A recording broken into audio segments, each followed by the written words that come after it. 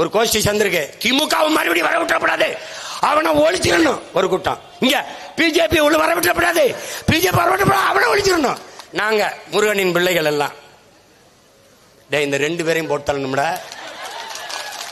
அப்ப என்ன பண்ணலாம்? டேய் இங்க சிவனுடைய சூலாயத்தேடு, முருகனுடைய வேலாயத்தேடு, வீசா வீசா போட்டு தள்ள வேண்டியதான். ரெண்டு பக்கம் வீச வேண்டியதான்.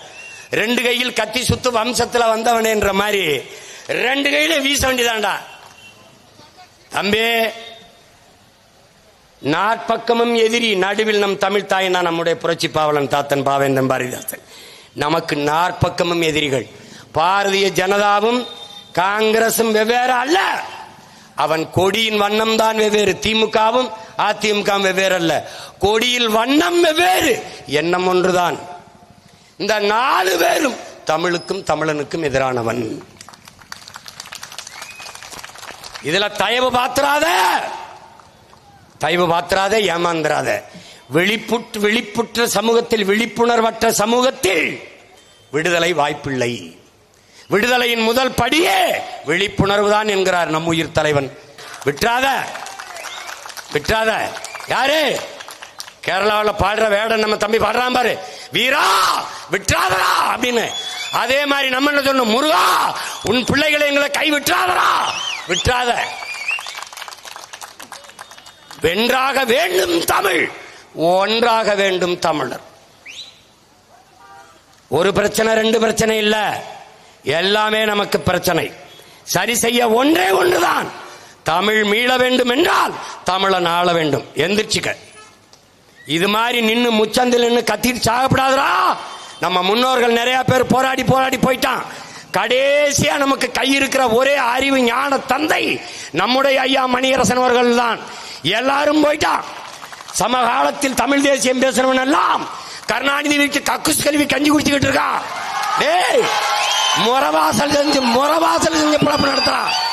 முறவாசல் செஞ்சு டேய் இங்க அரசியல், இங்க வார் அரசியல் விடுதலை என்று வந்தவன், பொலிட்டிக்கல் ரெவல்யூஷன் என்று வந்தவன், அரசியல் வியாபாரம் பொலிட்டிக்கல் பிசினஸ் என்று மாறினான்.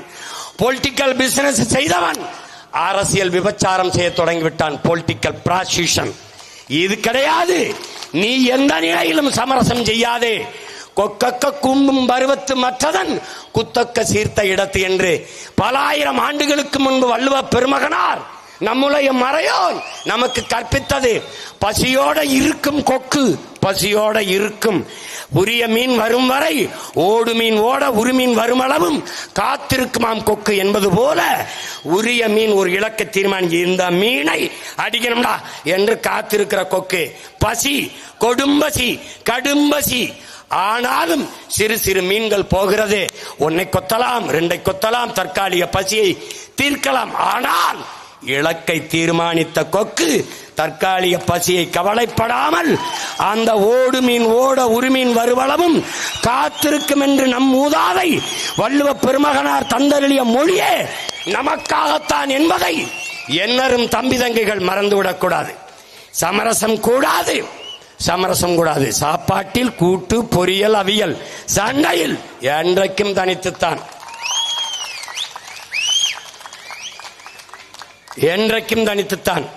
நீ நல்லா கொஞ்சிக்கணும். சமரசம் கூடாது. தற்காலிக தோல்விக்காக நிரந்தர வெற்றியை இழக்கவும் கூடாது, தற்காலிக வெற்றிக்காக நிரந்தர தோல்வியை தழுவிக்கொள்ளவும் கூடாது. கவனமாயிரு. விட்டக்கூடாதுடா, விட்டக்கூடாது.